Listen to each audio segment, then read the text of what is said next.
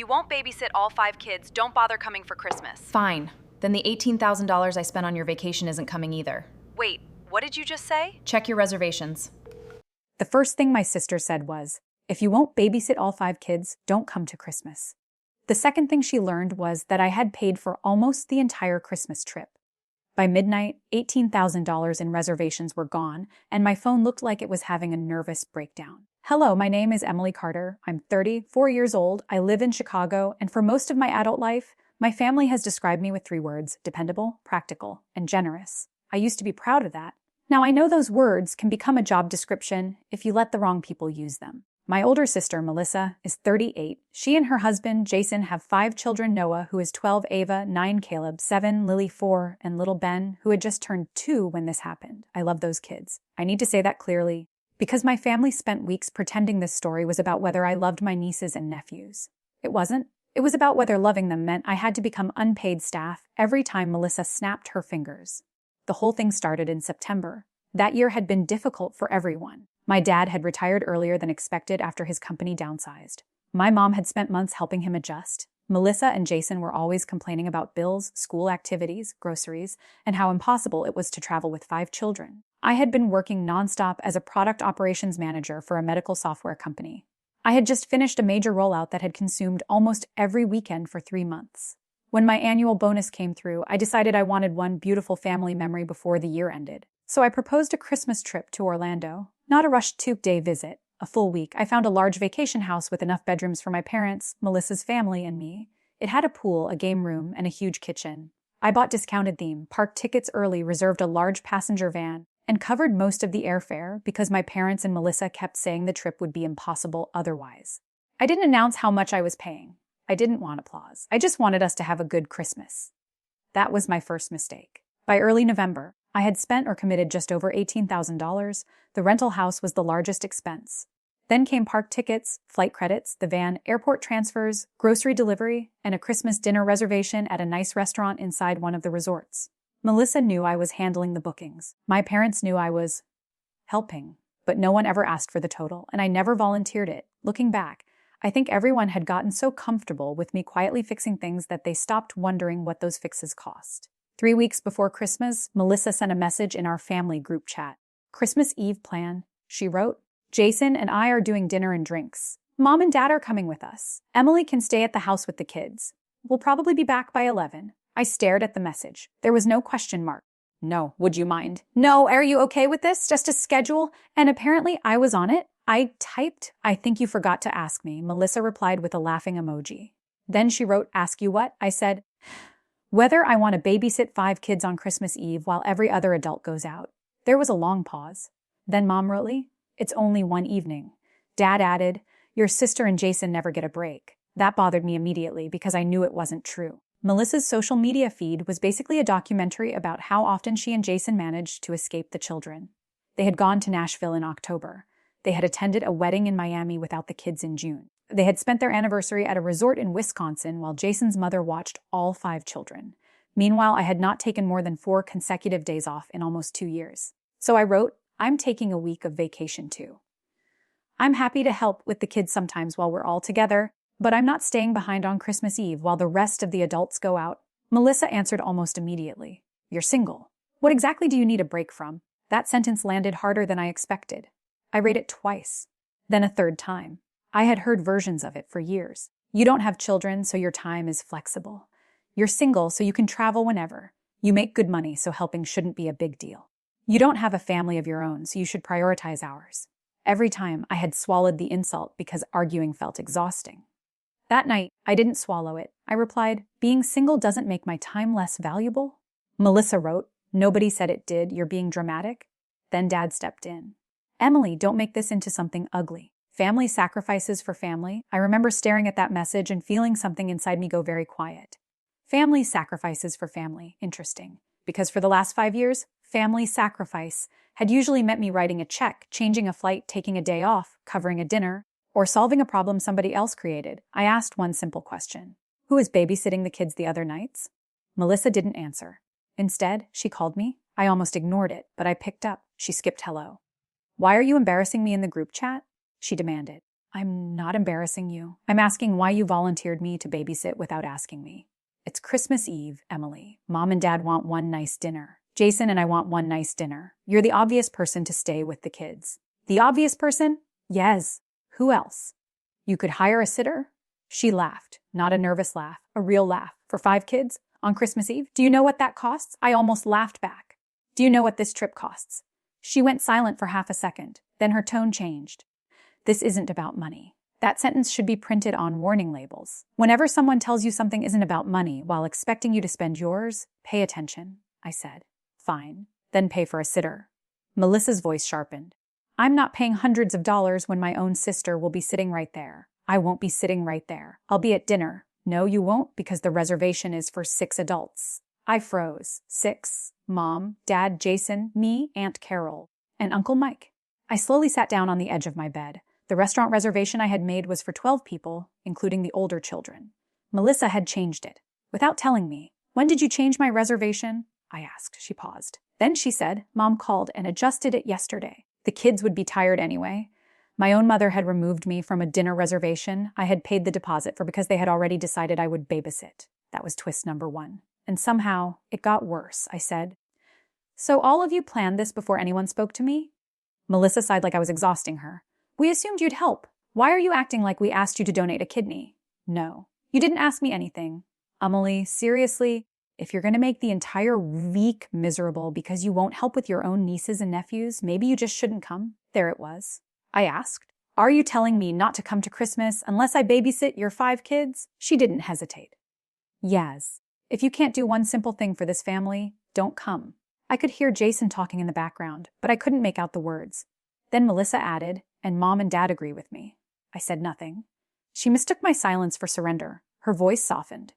Look, just say you'll do it, and we can move on. I replied, no. Then I hung up. Within 2 minutes, the group chat came alive. Mom, please don't be childish. Daddy, your sister is under enormous stress. Melissa, I cannot believe you're choosing this hill to die on. Mom again. If you refuse to help, maybe staying home really is best.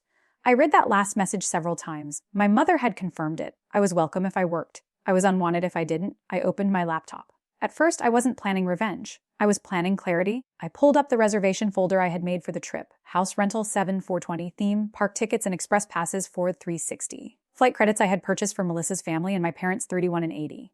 Passenger van wonders 240 Christmas dinner deposit, groceries, airport transfers, and extras roughly 1,900. The total came to a little over $18,000. Some of it was refundable. Some of it was only partially refundable. Some of it could be converted into travel credits in my name. I stared at the total and suddenly realized something humiliating. I had spent more money giving my family a Christmas vacation than Melissa had spent on my last 5 birthdays combined, and I wasn't upset about the difference in money. I was upset because I had confused generosity with belonging. I had thought if I kept showing up, helping, paying, fixing, and accommodating, eventually my family would treat me like someone whose needs mattered too. Instead, they had taken my place at the dinner table and replaced it with a babysitting schedule. I started canceling. First, the house. The cancellation policy was painful, but I recovered most of the money. Then the van. Then the restaurant. Then I transferred the flight credits back into my account where possible. The theme park tickets were trickier, but I was able to retain most of their value for future use. Each confirmation email felt strange, not triumphant, clean, like opening windows in a room that had been stuffy for years. Then I went back to the family group chat. I typed, understood. Since I'm not invited unless I provide childcare, I won't attend. I've also canceled the travel arrangements I personally paid for. The total was approximately $18,000. Since I'm not invited to Christmas, my money isn't invited either. I hope you all have a peaceful holiday. I hit send. My phone rang before I could close the laptop. Melissa, decline. Mom, decline. Dad, decline. Melissa again, decline. Then the messages started. What did you cancel? Emily, answer the phone. You cannot do this to the children. Please tell me you're bluffing. What do you mean $18,000? That last one came from Dad. I stared at it. He genuinely hadn't known. 10 minutes later, Mom called from Dad's phone. Then Melissa called from Jason's. Then Aunt Carol called. Then Uncle Mike. Then a number I didn't recognize. I put my phone on Do Not Disturb and made tea. At 11:40 that night, I got an email from Melissa. The subject line was FEX Tais Nabu. The email was 6 paragraphs long. According to Melissa, I had humiliated her, punished the children, ruined my parents' Christmas, weaponized money, and revealed my true character. She ended by saying she would forgive me if I restored all the reservations by noon the next day. Forgive me. I laughed so loudly my downstairs neighbor probably heard me. But the next morning brought twist number 2. My cousin Rachel texted me. Rachel wasn't going on the trip, but she and Melissa were close. Her message said, "I think you need to see something before you answer anyone." Then she sent me screenshots. They were from a private planning chat Melissa had created weeks earlier called Orlando Adults. I wasn't in it. Neither were the children, obviously. But my parents, Melissa, Jason, Aunt Carol, and Uncle Mike were. I scrolled through the messages. Christmas Eve dinner, Emily watches kids. December 26 morning. Emily watches Ben and Lily while everyone else takes the older kids to a water park. December 27 evening, Emily stays at house with all 5 kids so adults can do a cocktail tour. December 29 afternoon, Emily watches kids while Melissa and Mom go shopping and the men play golf. I stopped breathing for a moment. This had never been about one evening. They had scheduled me for 4 separate babysitting shifts, almost 22 hours of childcare. During the vacation I was paying for. Then I saw a message from my mother. "Don't tell Emily all of this at once. She gets stubborn when she feels taken for granted. Just get her to agree to Christmas Eve first." I read it once. Then again, my hands went cold. Melissa had replied, "Exactly. Once she's there, she won't say no in front of the kids." Jason had sent a thumbs up emoji. That tiny blue thumb changed something in me permanently. It proved this wasn't a misunderstanding. It was a strategy. They knew I might say no. They knew I might feel used.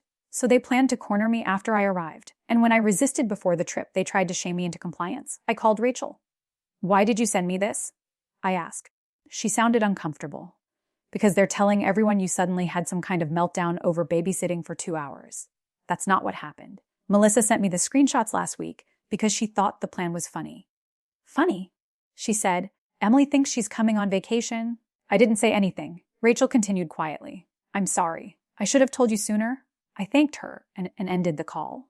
Then I sat at my kitchen table and cried. Not because the vacation was ruined. Not because I had lost some cancellation fees. I cried because my own family had turned my kindness into a resource they believed belonged to them. My money, my time, my vacation days, my emotional energy, all of it had been entered into their private budget without my permission. At noon, Dad called again. This time I answered. He started angry. "Emily, this has gone far enough," I said. "I agree. You need to restore the reservations." "No. Your mother has been crying all morning. I'm sorry she's upset. This isn't how adults handle conflict." I almost admired the confidence it took to say that after participating in a secret plan to assign me 22 hours of childcare. So I asked, "Dad, how many babysitting shifts was I scheduled for?" Silence. Then, "I don't know what you're talking about," I said. "Christmas Eve, December 26th, December 27th, December 29th. Do those dates sound familiar?" Another silence. Longer this time. Finally, he said, "Who sent you that?" And there it was. Not, "That isn't true." Not, "Were you talking about?" "Who sent you that?" I said.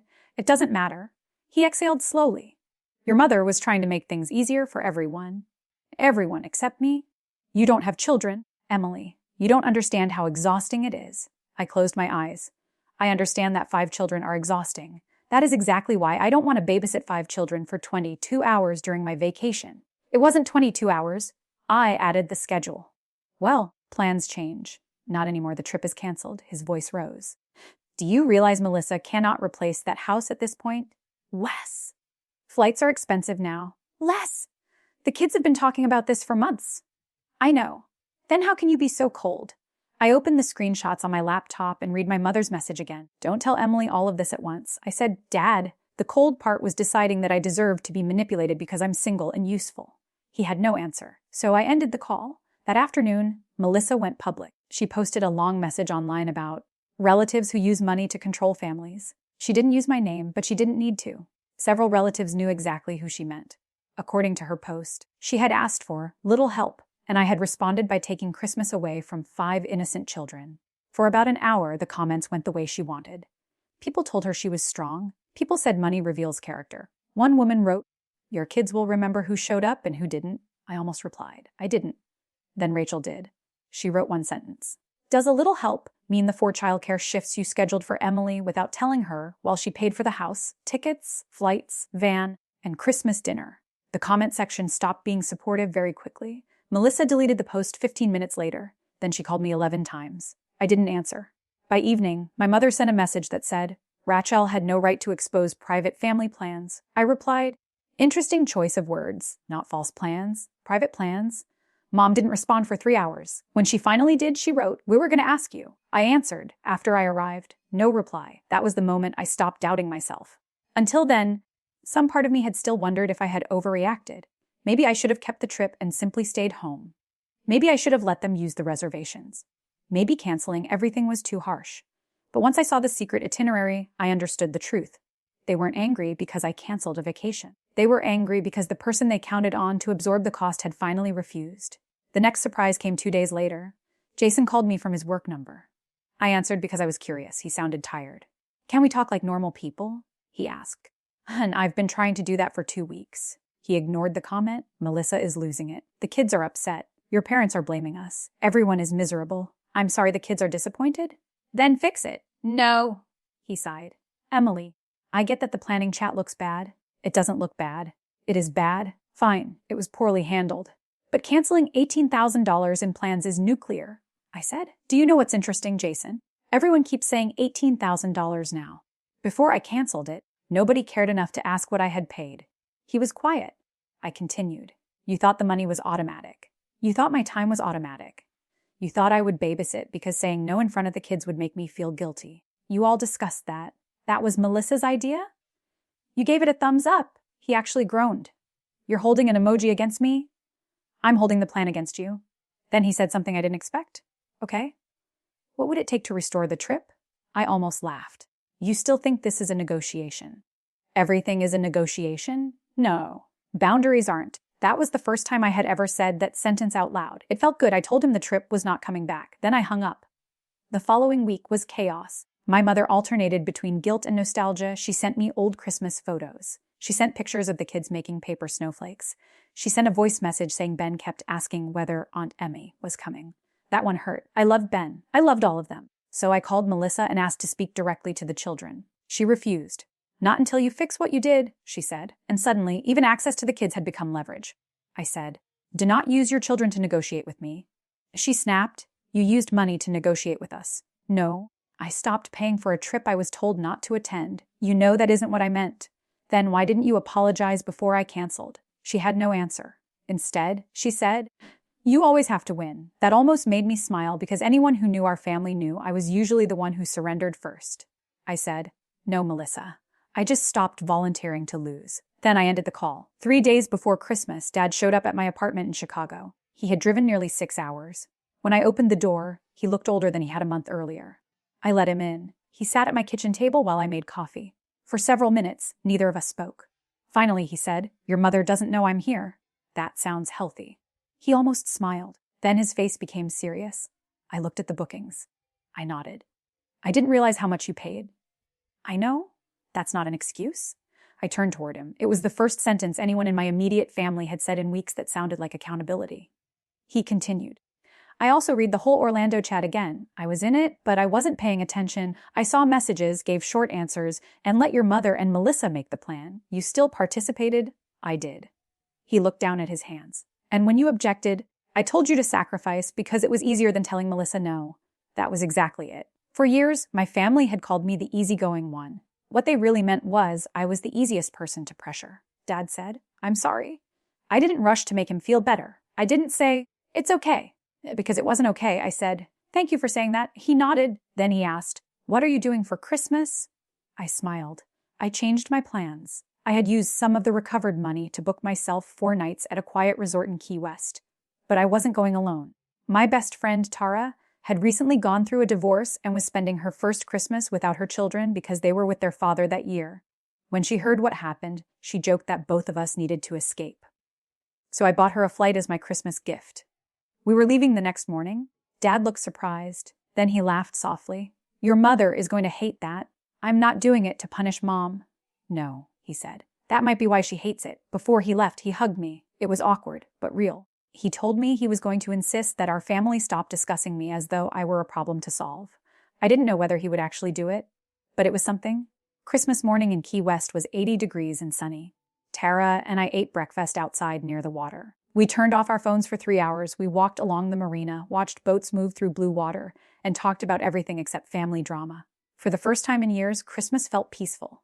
At noon, I turned my phone back on. There were 26 messages, not 100. Progress. Most were from relatives wishing me Merry Christmas. Dad sent a photo of himself wearing the ridiculous red sweater I had given him the year before. Mom sent a short message. Merry Christmas. I hope you're safe. Melissa sent nothing. Then, around 4, Rachel texted me. You're going to hear about this anyway, so I'm telling you first. Apparently, Melissa and Jason had tried to recreate the Orlando trip on their own. They booked a smaller hotel for 3 nights instead of 7. They bought cheaper last-minute flights with long connections. They skipped the rental van and relied on ride shares. And because there were 7 of them, the logistics became expensive fast. By the second day, Jason and Melissa were fighting about money. My parents stayed home. Aunt Carol and Uncle Mike stayed home. The grand adult dinner never happened. There was no cocktail tour, no golf outing, no shopping afternoon, and according to Rachel, Melissa finally admitted something to Mom during an argument. She had expected me to pay for meals during the trip too. That was twist number 3. The $18,000 had not been the full expectation. I was also supposed to become the emergency wallet once everyone arrived. I stared at Rachel's message and laughed. Not because Melissa was struggling, because I finally understood how deep the assumption went. They hadn't invited me on a family vacation. They had invited a funding source with babysitting experience. A week after New Year's, Melissa finally called. I answered. Her voice was quieter than usual. I'm still angry, she said. That's your right. But I know the planning chat looked terrible. I waited. I shouldn't have told you not to come. I kept waiting. And we should have asked about the kids instead of assuming. Still I waited. She exhaled sharply. Are you going to make me say every word? Yes. There was a long pause. Then she said, I'm sorry. It wasn't a perfect apology. She followed it with explanations. She talked about stress. She talked about 5 children. She talked about how difficult it felt to watch me travel and eat out while she had so many responsibilities. And there it was. The resentment underneath everything. Melissa didn't just think I had more free time.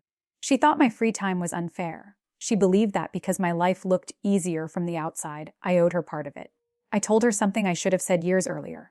I didn't choose your 5 children, Melissa. I love them, but I am not responsible for balancing your life because you think mine is less difficult. She started crying. I didn't enjoy it. This wasn't the satisfying part people imagine when they hear the word revenge. Real family conflict is uglier than that. Even when you are right, you can still miss people. You can still love someone while realizing they have been unfair to you. You can still feel guilty after setting a necessary boundary. But I did not take the boundary back. I told Melissa I would happily spend time with the kids when I chose to. I would babysit sometimes if she asked respectfully and if I was available. But I would no longer fund family vacations. I would no longer accept plans made with my money before asking me. And I would never again attend a family event where my invitation depended on what service I provided. She didn't like it, but she understood I meant it. The biggest change came with my parents. Dad kept his promise more than I expected. When Mom tried to say the whole disaster could have been avoided if I had just helped, Dad interrupted her. According to him, he said, no, it could have been avoided if we had asked instead of assigned. Mom didn't speak to me for almost 2 weeks after that. Then one Sunday she called. She apologized too. Her apology hurt more than Melissa's because she admitted something I had suspected for years. She said, you were always the child I worried about least, so I think I asked the most from you. I understood what she meant.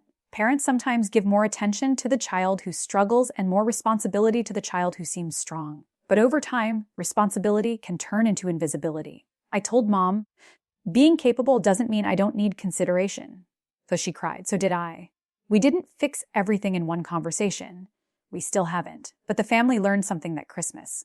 For the first time, they saw a price tag attached to the things they had been taking for granted. Not just $18,000. My time had a price. My peace had a price. My respect had a price. And the cost of ignoring all 3 was losing access to the version of me who always said yes. Months later, Melissa invited me to Noah's birthday party. The message was different from anything she would have sent before. Would love to have you. No babysitting duties. Just come as Aunt Emily. I stared at the message for a long time. Then I smiled. I went, I brought Noah a gift, ate cake, helped Lily open a juice box, played 2 rounds of a ridiculous card game, and left when I was tired. Nobody asked me to stay and clean. Nobody asked me to pay for dinner. Nobody handed me a sleeping toddler and disappeared. It felt strange. It also felt like progress. And as for the $18,000, most of what I recovered went straight back into savings. A smaller part paid for Key West, and the money I would have spent covering everyone's meals in Orlando became something better. I opened a separate travel account for myself. I named it Invited. Every month, I put money into it. Whenever I see that word on my banking app, I remember the Christmas my sister told me not to come unless I worked for my place at the table. She thought she was giving me an ultimatum. What she really gave me was permission. Permission to stop buying acceptance.